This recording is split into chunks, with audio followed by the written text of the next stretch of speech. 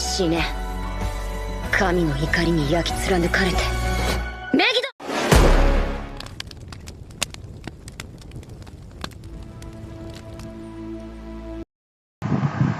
Hai semuanya, bertemu lagi dengan saya Pilar Ramadan dari SMK Negeri 1 Lemah Abang.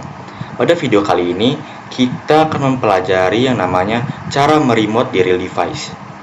Di sini terdapat beberapa gambar, yaitu gambar PC, laptop, kabel, dan juga sebuah switch. Nah, switch di sini terdapat beberapa port atau interface yang fungsinya dihubungkan ke kabel yang di sini, sementara yang satunya dihubungkan ke laptop, PC, access point, dan yang lain sebagainya. Nah, sekarang kita akan coba meremote di Cisco Packet Tracer. Pertama-tama kita siapkan dulu sebuah switch dan juga sebuah PC-nya. Nah, untuk menghubungkannya kita pakai kabel yang berwarna biru ini, teman-teman. Kita klik pada switch, kita pilih yang 01 saja. Lalu dihubungkan ke sini, ke S232. Nah, jika sudah terhubung seperti ini, kita bisa langsung meremote-nya. Nah, kalau meremote di switch, kita langsung saja switch-nya ditekan, diklik, lalu pergi ke CLI. Nah, di sini kita bisa langsung membuat ROM-nya. Nah, akan tetapi di device secara langsung switch ini tidak memiliki tampilan, jadi kita menggunakan di PC yang di sini. Kita pergi ke desktop, lalu pergi ke terminal. Oke. Nah, di sini kita bisa langsung membuat ROM-nya. Nah, sekarang kita coba belajar tentang beberapa perintah dasar pada Cisco Packet Tracer. Pertama kita klik pada bagian switch, lalu kalian klik pada bagian CLI. Nah, di sini bertuliskan switch dengan tanda lebih dari. Ini mengartikan kita berada pada bagian user atau bagian paling rendah, tingkatan paling rendah. Nah, di sini kita hanya bisa menggunakan beberapa prompt saja. Kalian ketik saja tanda tanya. Nah, kita hanya mendapatkan connect, disable, disconnect, dan yang lainnya. Nah, untuk pergi ke tingkatan selanjutnya, kita ketik saja enable atau IN juga bisa. Nah, di sini sudah bertuliskan switch dengan tanda hashtag. Untuk mengetahui prom apa saja yang bisa kita gunakan, kita seperti tadi, yaitu tanda tanya. Nah, di sini kita mendapatkan beberapa prom baru. Nah, di sini juga bertuliskan more ya teman-teman. Kita bisa ketik enter saja. Nah, di sini berarti bisa melihat lebih banyak prom lagi, atau kalian bisa klik spasi untuk melihat semua promnya di bagian switch dengan tanda hashtag ini atau privilege. Nah, untuk kita pergi ke tingkatan selanjutnya, kita ketik saja conft ini singkatan dari configuration terminal. Enter. Nah, di sini sudah bertuliskan switch dalam tanda kurung config dengan hashtag ya. Untuk mengetahui prom apa saja yang bisa kita gunakan, yaitu kalian bisa lakukan seperti tadi, yaitu tanda tanya. Nah, di sini kita bisa langsung mengkonfigurasi. Nah, di sini juga jauh lebih banyak prom yang bisa kita gunakan daripada di user atau di privilege tadi. Nah, bisa langsung saja ketik spasi untuk melihat semua prom yang bisa digunakan. Di sini juga disebut dengan nama global configuration. Sesuai namanya kita bisa mengkonfig. Nah, untuk keluar dari global configuration ini atau pergi ke tingkatan sebelumnya, kita bisa ketik saja exit atau EX juga bisa. Nah, kita sudah berada di tingkatan sebelumnya, yaitu privilege, itu dengan bertulisan switch tanda hashtag ini, lalu ketik saja exit lagi, exit. Kita sudah kembali ke awal tadi. Nah, sekarang kita akan belajar mengenai password encryption. Kita klik bagian CLI, lalu kalian ketik saja, langsung masuk ke bagian configuration terminal. Ketik enable, lalu config. Di sini kalian ketik saja enable tab password. Nah, di sini kalian bebas memasukkan password apa saja, tapi saya mencobanya dengan 111. Enter, kemudian exit, exit. Nah, jadi sekarang kita coba masuk lagi, enable. Nah, saat kita ingin masuki ke bagian privilege, kita harus masukkan password yang telah kita buat tadi, yaitu 111. Jadi saat kita menuliskan password yang ingin masuk ke dalam privilege memang tidak terlihat, teman-teman. Nah, tapi saat ketika kita menggunakan enable password itu tidak terlalu aman, karena kita bisa melihatnya di bagian privilege tadi. Itu ketik saja show run. Nah, enable password yang telah kita buat itu ketahuan, teman-teman, yaitu 111. Jadi ini tidak terlalu aman. Kita bisa menggunakan enable secret yang lebih aman untuk mengalihkan enable password, yaitu ketik saja config, lalu kita masuk ininya enable tab secret. Kita masukkan contohnya Cisco, teman-teman, Cisco. Enter, lalu exit, exit. Nah, kita coba masuk lagi. Jadi saat kita ingin memasukkan passwordnya, kita bisa menggunakan yang Cisco atau yang sebelumnya 111. Kita coba salah satunya. Kita coba show run. Nah, yang enable secret ini tidak langsung diketahui yang seperti enable password ini 111. Sementara yang enable secret ini bertuliskannya sesuatu yang abstrak, yang random.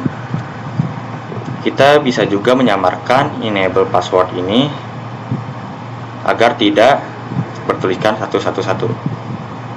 Kita bisa langsung masuk ke bagian config lagi, config, lalu kalian ketik saja service password encryption, ya, langsung aja enter, lalu exit,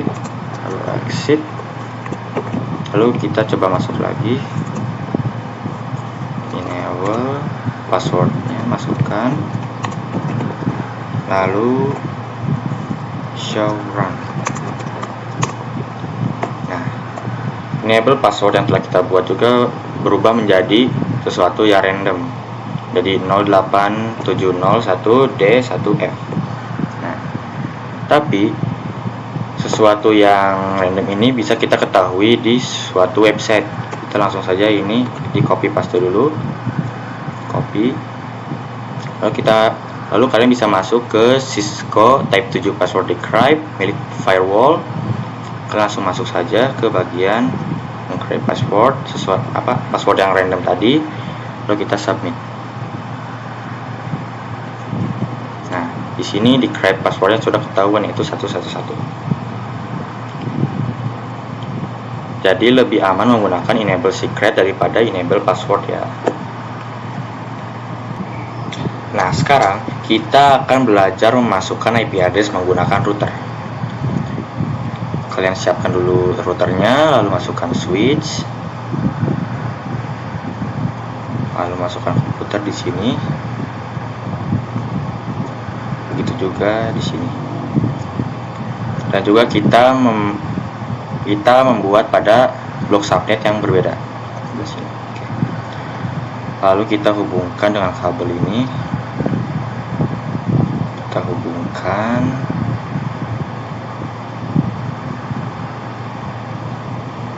ini ke sini dan yang ini ke sini. Oke. Sekarang kita akan memberi tanda untuk IP address-nya.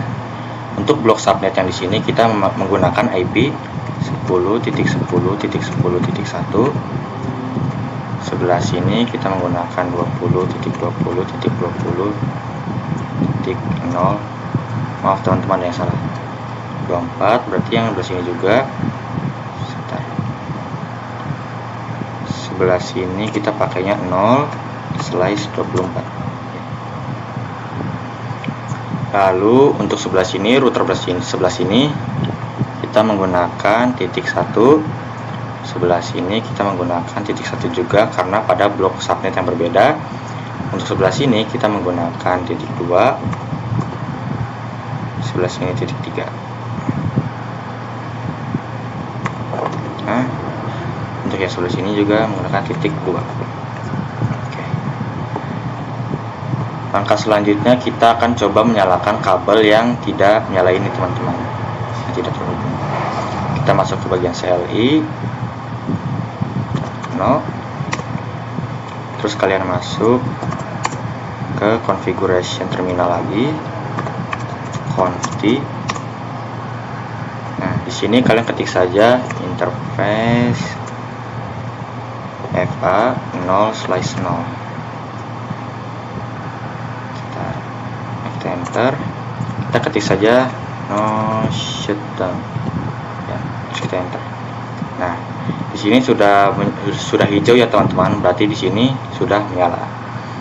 Kita lakukan juga untuk yang di sebelahnya. Kita exit terlebih dahulu, lalu kita masuk ke interface 0.1 0/1, kita enter. Lalu kita ketik saja seperti tadi no shutdown, enter. Nah, ini sudah nyala ya teman-teman, berarti kedua blok subnet ini, kabel blok subnet yang berbeda ini sudah menyala. Sekarang kita tinggal memasukkan IP nya. Kita exit, kita pergi ke bagian blok subnet yang pertama dulu. Kita masuk interface 0/0, enter. Kita ketik saja IP address tab. Kita masukkan IP-nya yaitu 10.10.10.1. Lalu untuk subnet masknya langsung saja spasi 255.255.255.0. Lalu kita lakukan juga untuk blok subnet yang berbeda. Kita exit, lalu ketik saja interface 0/1, enter. Lalu kita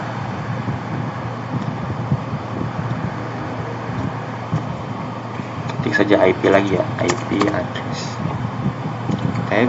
Kita masukkan IP-nya 20.20.20.1. Untuk subnet masknya kita lakukan sama 255.255.255.0. Nah, coba kita lihat apakah sudah aktif. Nah, situ tertera IP address-nya itu up ya teman-teman. Tuh linknya up, Ethernet 0/0-nya up, Ethernet 0/1-nya up juga, berarti ini sudah masuk teman-teman.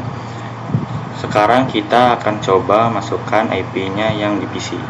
Klik ke desktop, IP configuration. Yang ini berarti 10.10.10.1. Oh ya, salah. 10.10.10.2. Enter. Titik 2. Lalu kita ke subnet masknya yaitu 255.255.0. Lalu default gateway-nya kita masukkan yang tadi yaitu 10.10.10.1.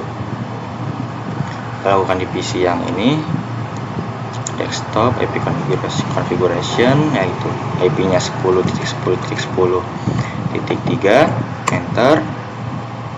Lalu ininya 255.255.0. Lalu untuk ininya juga sama, default gateway-nya 10.10.10.1. Oke. Lalu kita coba pada PC yang pada blok subnet yang berbeda. Kita masukkan berarti 20.20.20.2, subnet masknya 255.255.0. Lalu default gateway-nya kita coba yang 20.20.20.1. Di sini kita sudah selesai. Coba sekarang kita kirim pesan. Ini sini, terus kita coba kirim pada blok subnet yang sama terlebih dahulu. Oke, di sini tertera sukses ya teman-teman. Sekarang kita coba pada blok subnet yang berbeda. Ini kita ke sini. Ini progress. Oke, failed. Kita coba lagi. Nah, sukses teman-teman. Jadi praktek ini sudah berjalan dengan lancar. Nah, sekarang kita akan mempelajari cara kerja N teman-teman. Sebelumnya cara kerja N itu sama dengan exit teman-teman, yaitu pergi ke tingkatan sebelumnya. Misalkan di sini kita berada di privilege, kita pergi dulu ke configuration terminal, kita masuk ke interface no. Kita misalkan ketik exit teman-teman. Nah, jika kita menggunakan exit, kita hanya pergi ke configuration sebelumnya, atau masih tetap berada di configuration terminal atau global configuration. Nah, bagaimana kalau kita menggunakan N teman-teman? Kita coba terlebih dahulu in fa 0/0 enter, kita ketik N. Nah, kita langsung pergi ke privilege teman-teman, tidak berada di global configuration seperti exit tadi. Oke. Mungkin itu saja yang bisa saya sampaikan pada materi kali ini. Jika ada salah kata atau kekurangan mohon dimaklumkan. Semoga pelajaran kali ini bisa menambah wawasan semuanya. Terima kasih teman-teman.